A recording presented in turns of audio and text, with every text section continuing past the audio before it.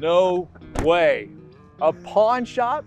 Yeah, I thought that'd be surprising to you. Well, I know you're hungry, and I know you'd wish it would say a prawn shop, but that's not it. Well, but a pawn shop is a close second. So I got to know, why are we here though? Are you looking for some sort of Elvis memorabilia? No, some that's sort of not it. lightly used sequin jacket for Yeah, Wednesday night. that would probably work okay, but no, none of those. I mean, although if they have like an Oakland A's 1974 championship ring, might be interested in that, but that's not why we're That's a here good either. idea. If they got one, that one's on me. I'll But make seriously, why are we here? To talk about stocks, of course. Maybe that's confusing, but I'll explain it. Let's go see. I trust you.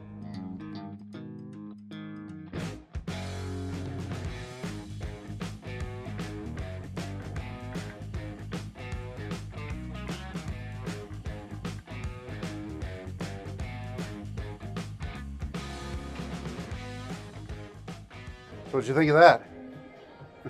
It was great. Thanks for bringing me. Your Oakland A's dream is going to have to wait a while, but it was great anyway.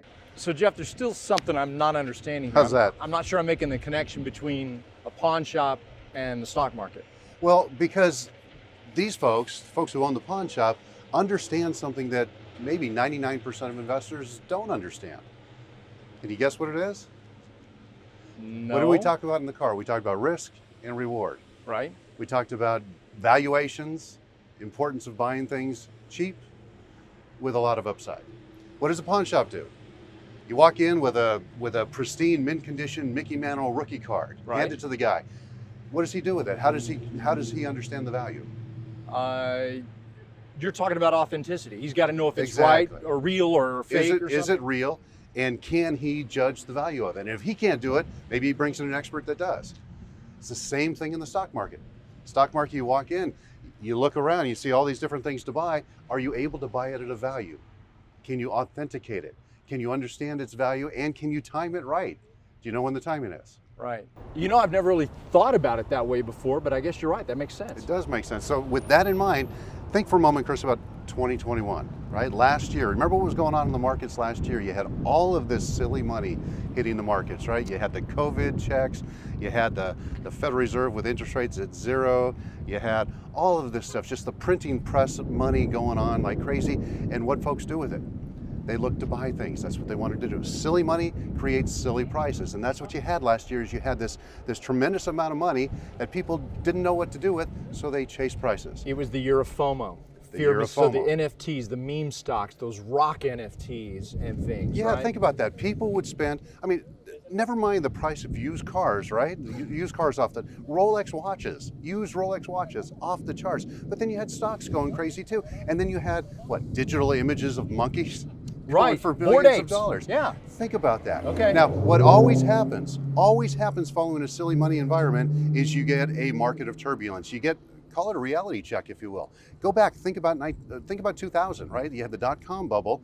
You had all that silly money going after stocks that were just, people were buying stocks based on page views and eyeballs and all that sort of stuff, nothing to do with valuations. That finally collapsed.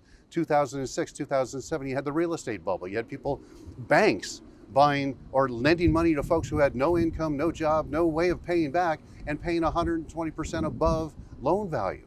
I mean, it was just incredible. And that's what happened in 2007, 2008. We get the great financial crisis.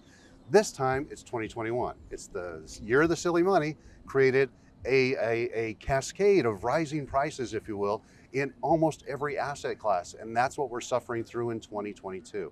That's how we're paying the piper, I guess, that way. But that's also what creates these enormous opportunities. You didn't have valuations to consider last year. People were buying anything. Now you've got a situation where stocks have come down. Stocks have created good values. Right. So really what you need to do is to understand how to calculate the value, what's a good value, what's a good price, and when's a good time to do it. And that's what this whole thing is about. So what do you see in the immediate future? I see an economic winter. It's going to be tough.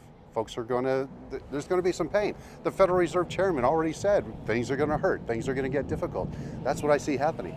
But if you're ready for it, if you understand valuation and you understand timing, you can do really well. So you're not worried? Not at all. I'm happy.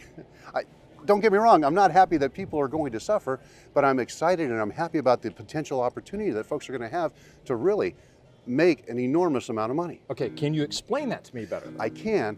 First, let's go back to the hotel. I want to show you a card trick. A car trade. Okay, I'm game.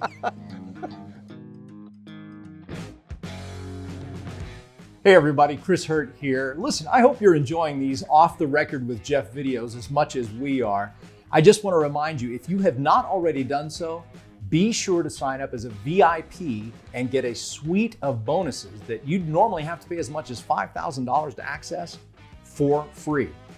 Absolutely true. Your cost is zero.